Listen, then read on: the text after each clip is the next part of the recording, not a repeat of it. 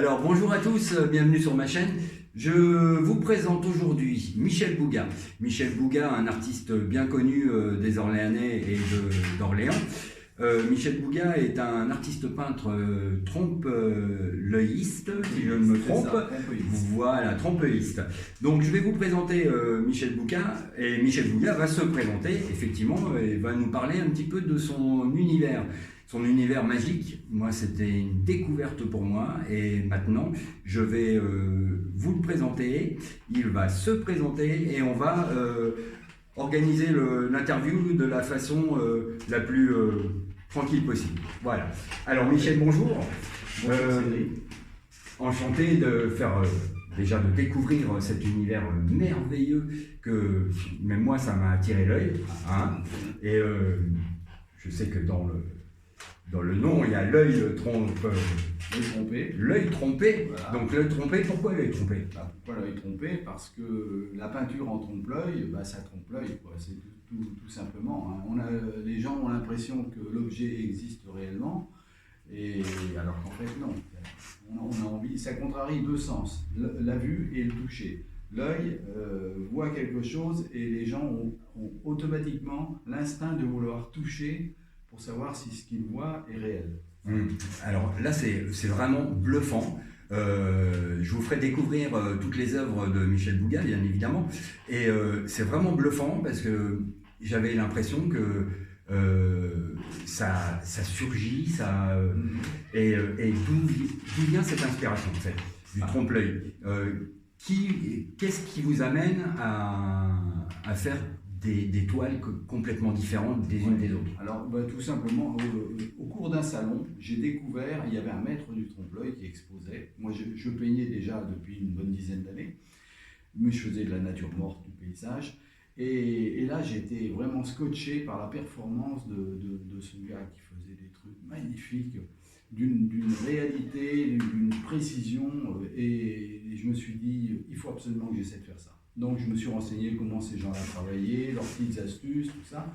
Et je me suis lancé dans l'affaire. Et puis, pour moi, ça a été une révélation parce que je me suis surpris moi-même sur un tableau en voyant d'un seul coup que les objets ressortaient, que la matière était là, comme si elle était vraie. Et ça m'a libéré. Ça m'a libéré parce que avant, quand j'entreprenais un tableau, en fait, j'avais trop ce que j'avais à faire, j'avais pas trop d'idées en tête. À partir du moment où j'ai abordé le trompe-l'œil, n'importe quel objet qui me séduisait, j'arrivais à lui faire raconter une petite histoire, à le mettre en scène, à le mettre en valeur. Voilà, pour moi, ça a été une libération. Et donc, c'est suite en allant visiter une exposition avec la rencontre d'un maître du trompe-l'œil. Sublime, voilà. Super. Et alors, sur certains thèmes que je découvre également ici, d'où vient l'inspiration? Par exemple, vous me dites un objet, d'accord, mais est-ce que vous traitez aussi personnellement des choses qui vous touchent? D'où vient votre inspiration? Justement de l'objet. De l'objet. Alors, soit j'ai une idée en tête, hein, j'ai un titre de tableau en tête, et donc j'essaye de récupérer les bons éléments qui vont me servir de modèle pour raconter l'histoire que j'ai en tête. Soit c'est le contraire, je découvre un objet, l'objet me séduit, et j'ai envie de lui faire raconter une histoire, de le mettre en scène, et voilà, c'est ça. Bon, c'est parfait. Alors, très bien.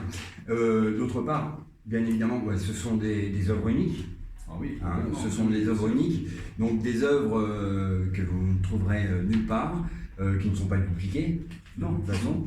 Donc, c'est du 1 sur 1.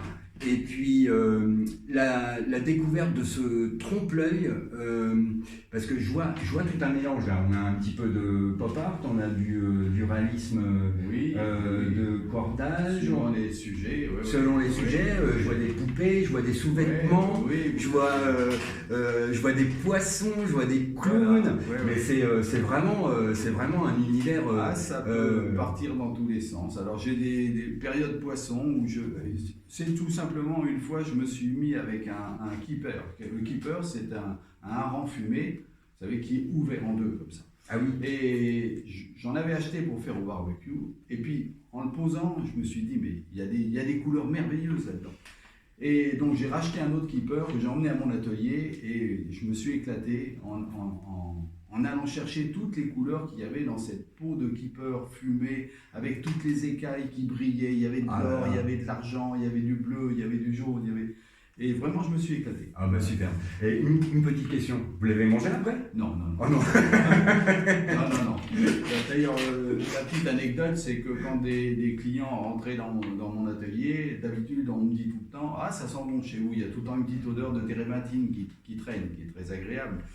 Mais là, ce n'était pas le cas. Là, on sentait le poisson fumé. Donc, je prévenais mes clients, attention, ça sent le hareng, mais il y a une bonne raison. D'accord. Bon, très bien. Depuis combien de temps vous êtes installé ici à Orléans? Alors, ici, dans cet atelier-là, j'y suis, ça fait 16 ans. 16 ans que je suis là. 16 ans. Au 69 rue Didier. Mais avant, je travaillais chez moi, mais je peins depuis 40 ans. D'accord.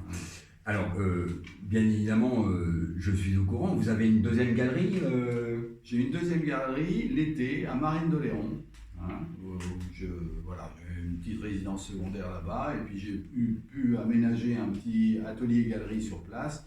Donc, ce qui me permet d'aller à la fois passer des vacances et travailler au bord de la mer. Ah, ben ça, c'est le rêve de tout artiste et de toute personne rêvant de se réveiller le matin avec le bruit des vagues. N'est-ce pas? Je vois, avec mon petit œil curieux, je vois certains trophées qui sont derrière. Ce sont des trophées de présentation. Des récompenses de présentation. Voilà. D'accord. Vous faites beaucoup de salons? J'en ai fait beaucoup, j'en fais un petit peu moins, mais j'en fais encore pas mal quand même. J'en fais encore, allez, on va dire une dizaine par an. Bon. Mais j'ai pu en faire jusqu'à 30. D'accord. Très bien. Bon, c'est un bon concept aussi pour faire connaître l'univers de Michel Bouga, bien évidemment. Et je voulais revenir sur le lieu, parce que bon, ici on est à Orléans. C'est exclusivement une clientèle orléanaise que vous avez, ou vous avez un carnet d'adresses touristique? Oui, non, j'ai un grand éventail au niveau de mon carnet d'adresses, j'ai des gens un peu d'Orléans, mais pas seulement. D'accord. Beaucoup de la côte atlantique, puisque là-bas maintenant, oui, forcément, je connais un petit peu. Et puis au fil des salons que j'ai fait à droite à gauche, non, je peux dire que j'ai vendu des toiles un peu dans la France entière.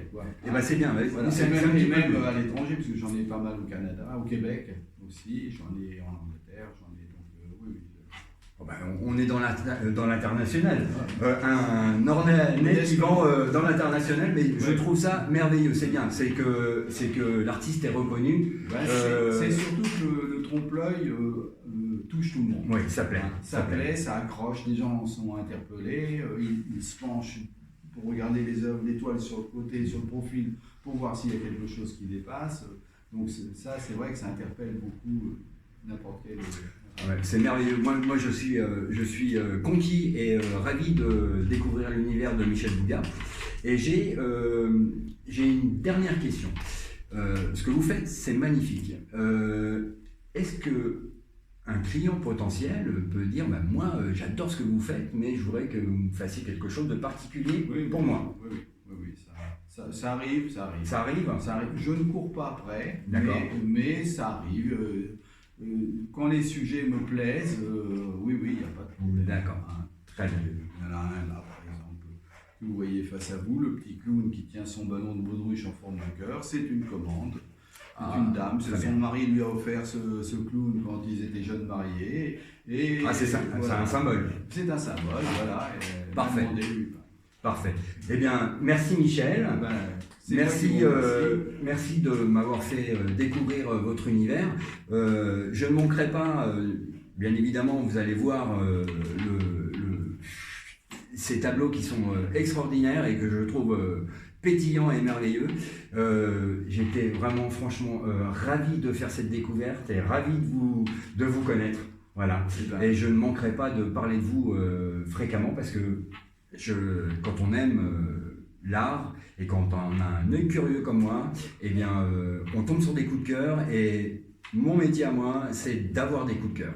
Voilà, et c'est toujours un plaisir de découvrir un artiste tel que Michel Bouga, qui a aussi à Marraine-Lhéron, donc voilà, le répéter aussi, allez le voir là-bas. Mais moi, de toute façon, je me déplacerai pour aller le voir. Alors là-bas, bien sûr, c'est juillet, août, septembre. Oui, en toute période estivale. Bon, sur ce, eh bien, écoutez, je vous remercie d'avoir visionné cette vidéo. Je vous remercie sincèrement de faire vivre cette chaîne dédiée à l'art, au métier d'art et à la découverte artistique, bien évidemment.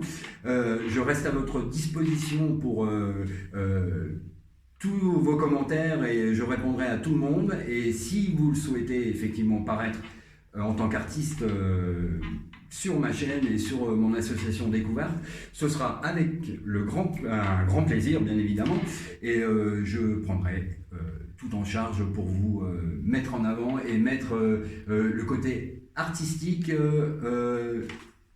des Orléanais et des artistes orléanais. Voilà. Et vous, les Orléanais, n'hésitez pas à pousser les portes. N'hésitez pas à aller voir Michel Bouga, et il vous parlera de son univers. C'est un passionné. Voilà. Allez-y, osez pousser la porte. Osez pousser les portes des artistes. Voilà. C'est pas la devanture qui fait l'artiste, c'est l'artiste qui est dans la devanture. Voilà. Merci. Merci, c'est